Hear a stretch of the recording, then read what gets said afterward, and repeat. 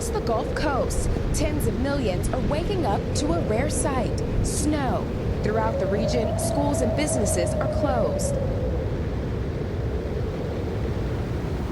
When all is said and done, Houston 3 to 5 inches, Lake Charles 4 to 6 inches, New Orleans 4 to 7 inches. These could be the biggest snowfalls they've had in over 60 years. Biloxi, Pensacola, anywhere from 2 to 5 inches of snow.